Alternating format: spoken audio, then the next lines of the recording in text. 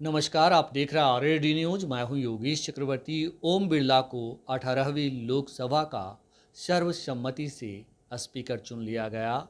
सत्ता पक्ष और विपक्ष के सांसदों ने उन्हें बधाइयां दी, शुभकामनाएं दी, लेकिन स्पीकर चुने जाने के फौरन बाद ओम बिरला ने आरएसएस के एजेंडे को आगे बढ़ाने का काम किया और इमरजेंसी पर जमकर जहर उगला और इमरजेंसी की जमकर आलोचना की, जिसके बाद सत्ता पक्ष और विपक्ष के लोगों में जमकर तू मैं हुआ और सदन हंगामे की भीड़ चढ़ गया।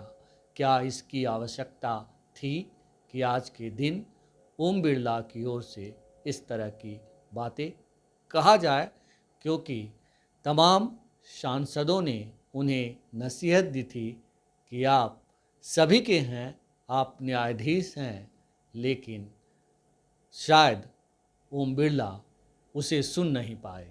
हमारे साथ सीनियर जर्नलिस्ट संतोष कुमार जी हैं।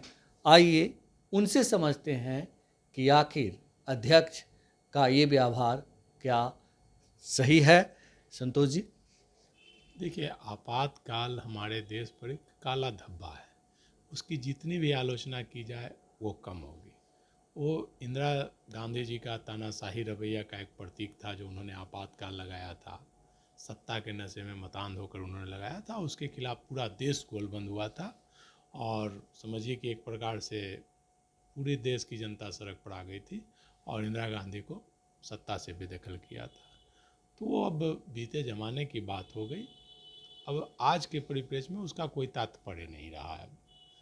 मतलब वर्तमान समय में इंदिरा गांधी के इमरजेंसी के उन्होंने गलत किया तो जनता ने उन्हें सजा दी, और आज जो भी नेता हैं, देखा जाए तो आज सत्ता के शीर्ष पर बैठे हुए 50% से ज़्यादा नेता 77 आंदोलन की ही उपज के हैं लोग, जो उन्होंने 77 के आंदोलन में अहम भूमिका निभाई थी आपातकाल के खिलाफ।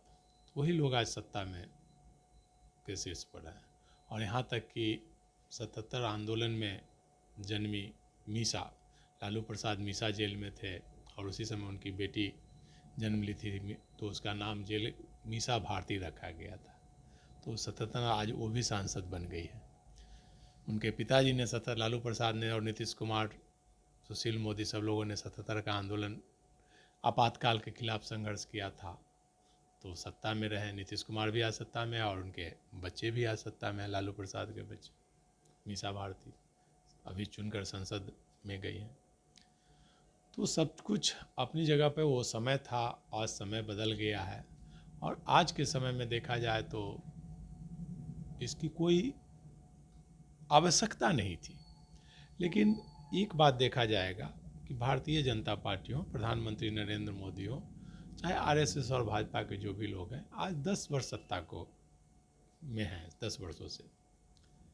लेकिन हमेशा देखा जाता है कि अपनी उपलब्धियां बताने के बजाय दूसरे की आलोचना पर ज़्यादा ध्यान देते हैं। चाहे प्रधानमंत्री नरेंद्र मोदी हों, चाहे अभी लोकसभा अध्यक्ष ओम बिरला हों, चाहे भाजपा के कोई भी नेता हों, वो दूसरे की खामियां गिनाते रहते हैं। मतलब अपना वो एक प्रकार से देखा जाए तो वो एजेंडा चलाते हैं लोगों को भ्रम में रखने का, लोगों का ध्यान भटकाने के लिए कि लोग नौकरी की मांग नहीं करें, डेवलपमेंट की बात नहीं करें, रोजगार की बात नहीं करें, महंगाई की बात ना करें। तो ये ध्यान भटकाने के लिए इस प्रकार का एजेंडा तय करते हैं वो लोग। आप देखते होंगे जो लोकसभा का चुनाव में पहले प्रधानमंत्री जी के भाषण में क्या रहता था, भाई मंगलसूत्र छीन लिया जाएगा, भैंस आपकी 2 भैंस है तो 1 ले लिया जाएगा, मतलब मुसलमानों को सब कुछ दे दिया जाएगा, कांग्रेस ने ऐसा घोषणा पत्र किया। अरे भाई, दूसरे की घोषणा पत्र पर क्यों जाते हैं? आप क्या करेंगे चुनाव में, ये बोलना चाहिए। चाहे अभी क्या स्थिति है, आपको बोलना चाहिए। देखा जाए तो एक प्रकार से अभी की स्थिति है, मतलब इमरजेंसी नहीं है, आपातकाल नहीं है, लेकिन अप्रत्यक्ष रूप से इमरजेंसी जैसी स्थिति हो गई है। आज मीडिया की आज़ादी कहाँ है?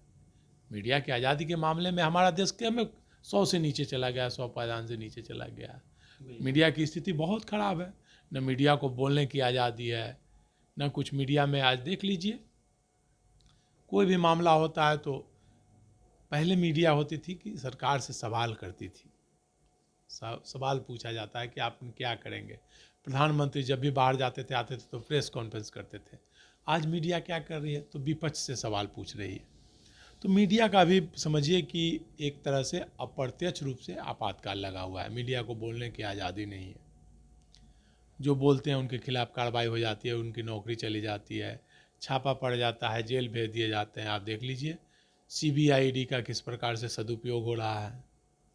इसको सदुपयोग ही कहेंगे भाजपा के लोग कि भाई दुरुपयोग नहीं, सदुपयोग हो रहा है। तो किस प्रकार से मुख्यमंत्रियों को जेल में डाला जा रहा है, किस प्रकार से विपक्ष के नेताओं को सत्ता पक्ष में आ जाते हैं तो वो बड़ी हो जाते हैं, जितने भ्रष्टाचारी हैं वो शिष्टाचारी हो जाते हैं। तो स्थिति बहुत ही भयावह हो जाती है। और RSS की बात कर रहे हैं, मतलब BJP की बात कर रहे हैं, मतलब आपातकाल की बात प्रधानमंत्री जी कर रहे हैं। तो आप देखिए, ये ओम बिरला जी का नहीं है, ये एजेंडा सरकार बनने के साथ ही प्रधानमंत्री नरेंद्र मोदी शपथ ग्रहण के साथ ही उन्होंने आपातकाल की चर्चा की, जिसका शपथ ग्रहण में कोई मतलब नहीं है। तो वो एक एजेंडा तय कर रहे हैं कि आपातकाल में उलझा दो देश को, कि हमारा जो अप्रत्यक्ष इमरजेंसी उस पर लोगों का ध्यान न जाए। 50 साल पहले की बात को दोहरा रहे हैं। आप देखते होंगे ना भाई, प्रधानमंत्री ने जो बात कही, टीवी मीडिया उसी चैनल पे डिबेट करा रहा है। ओम बिरला, अब डिबेट कुछ शांत हुआ तो फिर ओम बिरला जी ने कर दिया, फिर आज डिबेट उसी पे चलेगा। अब प्रखंड स्तर, प्रदेश स्तर, हर जगह अब आपातकाल की चर्चा चलाना चाहते हैं। आज हम लोग भी बैठकर उसी पे चर्चा कर रहे हैं। तो वो जो एजेंडा तय कर रहे हैं उसके पीछे पूरा देश लग जाता है। उसमें मीडिया की अहम भूमिका होती है। मीडिया उसी एजेंडे को चला देता है। उसमें विपक्ष के लोग भी उसी एजेंडे का विरोध करते हैं। उसका बैकआउट करना चाहिए, डेवलपमेंट की बात करनी चाहिए, रोजगार की बात करनी चाहिए। जिस प्रकार से चुनाव के समय विपक्ष ने एक सिंगल एजेंडा लेके चला था कि नौकरी देंगे, लोगों को रोजगार देंगे, तो वही एजेंडा पे काम करना चाहिए। संतोष जी, जिस तरह से लोकसभा चुनाव के दौरान विपक्ष ने जो है संविधान और लोकतंत्र खतरे में है जैसे मुद्दे उठाए थे, तो क्या उसी की टीस है बीजेपी के अंदर? और जिस तरह से बीजेपी जो है मतलब बैसाखी पे आ गई, जिस मुद्दे की वजह से, उसी टीस की वजह से आज भले ही इमरजेंसी का डेट हो कि आज ही के दिन लगाया गया था इमरजेंसी, तो इस मुद्दे को इस तरह से लोकसभा में पेश किया गया। देखिए, आज के दिन 25 तारीख को लगाया गया था, मतलब कल के दिन। आज तो 26 तारीख है जी। और प्रधानमंत्री 23 तारीख को ही बोले थे। तो ऐसा कोई मामला नहीं, वो एजेंडा तय किया जा रहा है कि भाई देश को भ्रम में रखो। हिंदू मुस्लिम, मंदिर का एजेंडा फेल हो गया भाजपा का। मंदिर मस्जिद करते रहे थे भाजपा कि राम को लाए हैं उनको लाएंगे। अरे भाई, भगवान जिसको लाए हैं आप उनको लाएंगे। तो भगवान ने सबक सिखा दिया, अयोध्या में ही हार गए, खुद हारते हारते बचे। यूपी में सुपड़ा साफ हो गया। तो एजेंडा उनका नहीं चला मंदिर का। हिंदू मुस्लिम का एजेंडा थोड़ा बहुत चला, जिसके कारण वो सत्ता में काबिज हो सके। तो अब फिर से नया एजेंडा आपातकाल का, मुसलमान का, यही एजेंडा उनका है। आप देख लीजिए ना, पिछले 10 वर्षों का टीवी का डिबेट देख लीजिए। किसी ने सत्ता पक्ष से कोई क्वेश्चन किया क्या? इतना बड़ा बॉन्ड घोटाला हुआ, किसी ने कोई क्वेश्चन किया क्या? गोल्ड मेडलिस्ट धरना पे बैठे रहे, किसी ने कोई क्वेश्चन किया क्या? उस पर डिबेट हुआ क्या? मतलब सड़क, जो सड़क 25 करोड़ में बनने थे वो 2,500 करोड़ में बने, 250 करोड़ में बने, उस पर कभी डिबेट हुआ क्या? भ्रष्टाचार, सृजन घोटाला, मुजफ्फरपुर बालिका गृह कांड, इन सब पर कभी हुआ क्या? ऐसे बड़े बड़े घोटाले, बड़े बड़े भ्रष्टाचार के मामले हैं, लेकिन कभी इन बातों पर डिबेट हुआ क्या? तो ये अप्रत्यक्ष रूप से इमरजेंसी आज है। और भाजपा और RSS के लोग किस मुंह से इमरजेंसी की बात करते हैं? जब इमरजेंसी था उस समय इंदिरा गांधी ने फॉर्मूला लाया, 20 सूत्री कार्यक्रम लाया, 20 पॉइंट 20 पॉइंट का। तो RSS के प्रमुख ने तुरंत उनसे समझौता कर लिया आपातकाल में समझौता करके भाई RSS के लोगों को छुड़वाने का एजेंडा तय कर लिया। तो RSS के लोग शुरू से समझौतावादी रहे हैं। शुरू से अंग्रेज़ों के समय भी माफ़ीनामे की चर्चा काफ़ी होती है कि भाई जितने RSS के लोग थे ब्रिटिश गवर्नमेंट से हमेशा माफ़ी मांग कर बच जाते थे। तो ये स्थिति अभी भी वही स्थिति है। तो ये एजेंडा पर लोगों को ध्यान भटकाने के लिए होता है।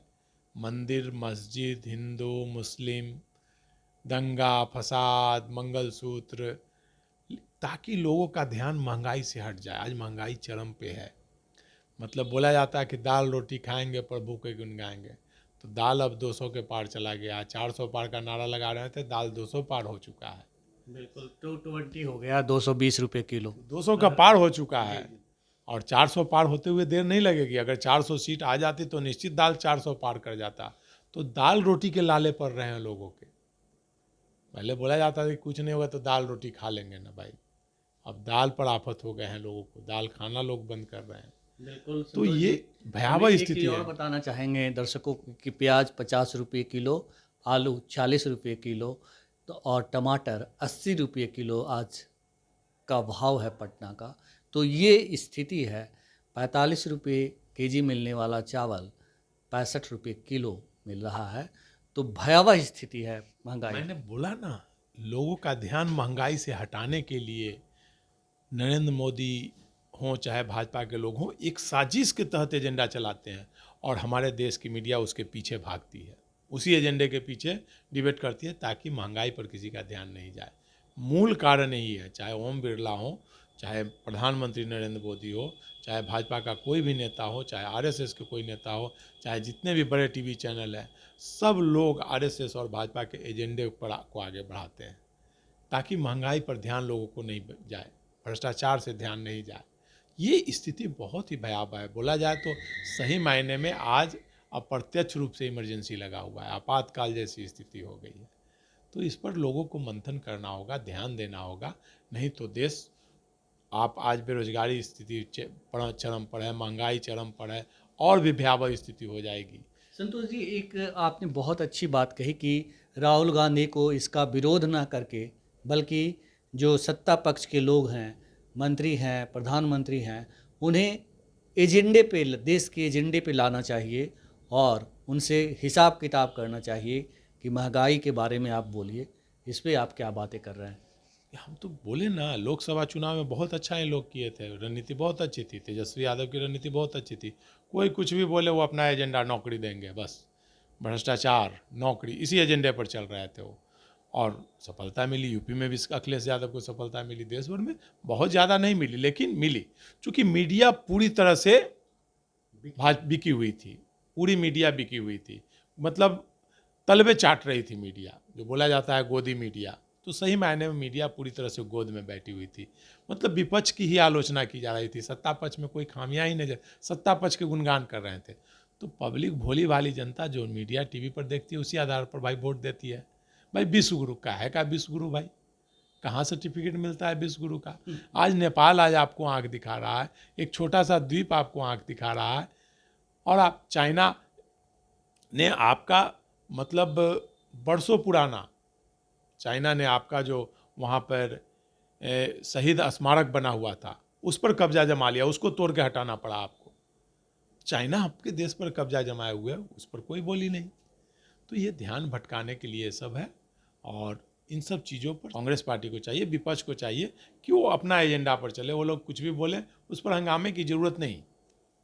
विपक्ष को चाहिए कि भाई नौकरी कब कितना दे रहे हो, इतना वैकेंसी है, इसको कब निकाल रहे हो, बेरोजगारी ये है, महंगाई का ये चीज़ है, इस पर कब कमेगा, आपके जो मित्र है व्यापारी, उसको कितना कर्जा आपने माफ़ किया। अपना एजेंडा चलाना चाहिए लोगों को, ना कि भाजपा के एजेंडे और मोदी के एजेंडे के पीछे भागना चाहिए। जी जी जी। तो देश में बहुत सारे मुद्दे ऐसे हैं जिन्हें उठाने की ज़रूरत है, जिस पर सदन में बहस की ज़रूरत है, खास करके महंगाई और बेरोजगारी। लेकिन आज पहले ही दिन स्पीकर ने और बीजेपी के तमाम नेताओं ने इमरजेंसी की याद दिलाकर लोगों को गुमराह करने की कोशिश की। सच तो ये है कि वो जख्म भर चुके हैं, और अभी जो जख्म है, अभी जो लोगों का दर्द है, वो महंगाई और बेरोजगारी से निजात दिलाने की। फ़िलहाल इतना ही। आप हमें फेसबुक पर फॉलो करें, यूट्यूब पर सब्सक्राइब करें, लाइक करें, शेयर करें और कमेंट कर अपना महत्वपूर्ण विचार और सुझाव जरूर दें। धन्यवाद।